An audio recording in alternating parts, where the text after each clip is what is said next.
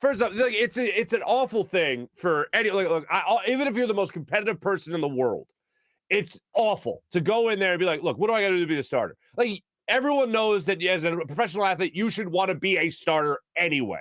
All right, so that should already be known by the coach. You want to come in and say that you want to compete for that job when he was traded for before the season. Oh, yeah, I want Gardner Minshew here because I want him to be, if you're here coming here as Gardner Minshew, you want it known that you want to be a starter. That's fine. That's called being a competitor.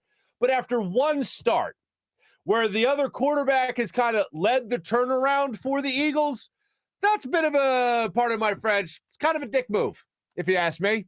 And I think that's a ridiculous thing as a team. Now, around the league, people are going to want to know that you're going to want to be a number one guy, which is fine. That's where the competitive edge comes in. But to go in there and be like, yo, what do I got to do to be a starter?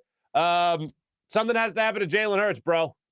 And right now, Jalen Hurts trying to fight through that ankle injury, which Nick Sirianni said in yesterday's press conference should not be an issue going forward, despite him having just 2 runs against this last game here against the Giants.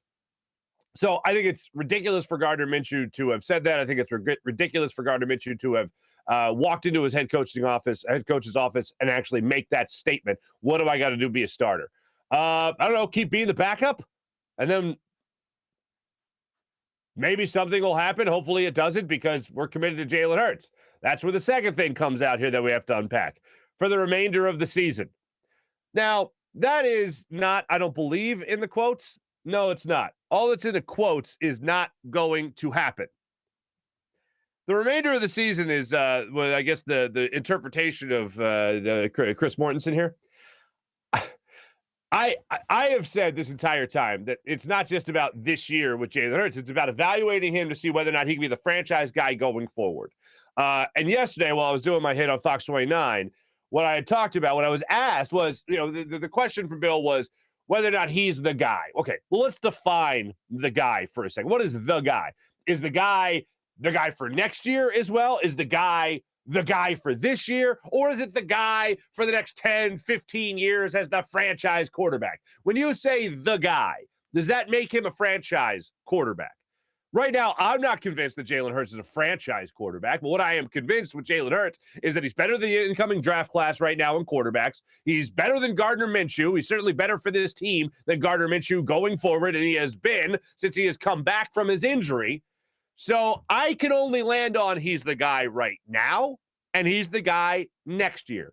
And I am hoping, as I have said many times before, that Jalen Hurts is the guy for the foreseeable future. 10, 15 years. I'm hoping he's that guy. He's easy to root for. He's got a great work ethic. He's got a great attitude. Wearing Randall Cunningham jerseys in the press conferences. I love what he brings to the table. I also evaluate him as if he is coming off now his rookie season, if you will, which means there are things he can improve on. And I'm going to get to this for the first time ever on this show. Yesterday, we brought you a tweet from our friend Ari, who lives out in California, catches the show later. So that made me think a little bit. Let me go back in the comments for the people that don't participate in the live chat on the daily basis here. Let me go back in the comments and see what some other people are saying about the show and some other comments that we've made on this show, that I've made on this show, some of the comments that we've posted. We're going to go through that and sift through the weeds to see what the good people of Philadelphia are saying, or I should say Philadelphia Eagles fans are saying about the show, and my apparent piping hot takes. So we're going to get into that throughout the show. But I wanted to make sure I addressed that story right out of the gate of Gardner Minshew going into Nick Sirianni's office and saying, what is it going to take for me to be the starting quarterback? A lot. Thanks for coming by. Good to see you. Thanks for keeping the chest hair kempt. So that's where I'm at.